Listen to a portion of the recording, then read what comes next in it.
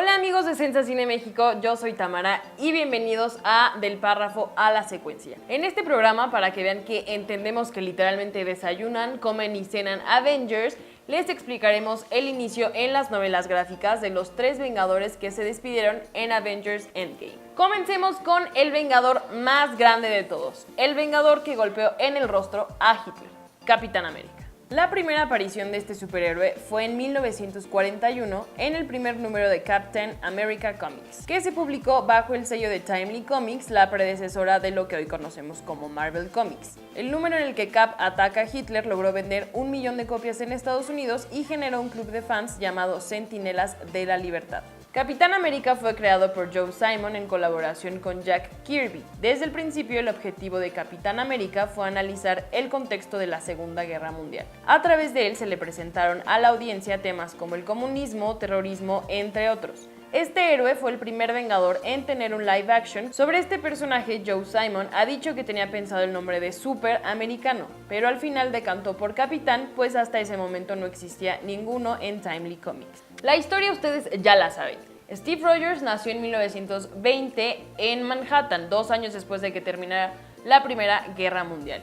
Y para cuando estalló la Segunda Guerra Mundial, Steve se enlistó en el ejército, pero era demasiado débil para poder estar en él, así que en lugar de aceptarlo en el ejército, decidieron experimentar químicamente con él, ¿por qué no? Desde un inicio se planteó que Capitán América fuera abiertamente anticomunista y una de sus mayores rivales era Black Widow, nacida en Stalingrado, Rusia. Es importante saber que a través de los años nuestro Cap se ha convertido en el principal combatiente de problemáticas estadounidenses e internacionales. Por ejemplo, en 1940 las historietas de Cap analizaban la Primera Guerra Mundial, mientras que las historietas que surgieron entre 1960 y 1970 analizaban el escándalo de Watergate en Estados Unidos. Más tarde, entre 1980 y 1990, Cap y sus historietas analizaban la homofobia y el terrorismo.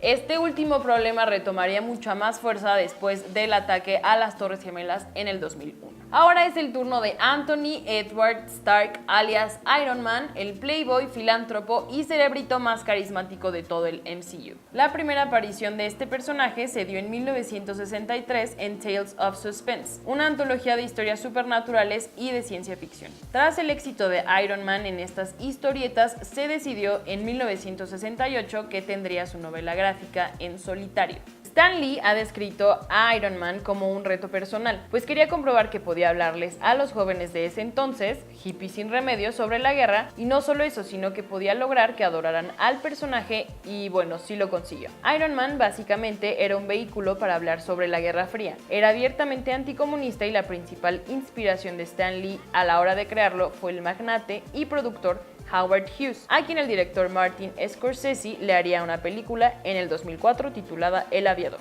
La historia de Iron Man, así como la de muchos otros superhéroes, ha sufrido bastantes cambios a lo largo del tiempo.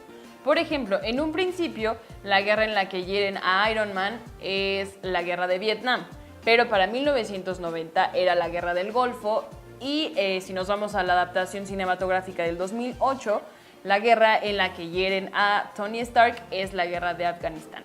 Y por último hablemos de Thor, la deidad nórdica que tiene más pegue con las mortales que cualquier otro ser humano. La primera aparición de este personaje fue en 1962 dentro de la antología de ciencia ficción y fantasía Journey into Mystery. Thor fue creado en primera instancia por Jack Kirby para DC Comics, pero al final se lo ofreció a Marvel, con algunos cambios y algunas mejoras en la historia. Para 1996, este personaje tuvo su primera novela gráfica en solitario, en la que aparecía teniendo una pelea bastante fuerte contra Hércules. ¿Por qué?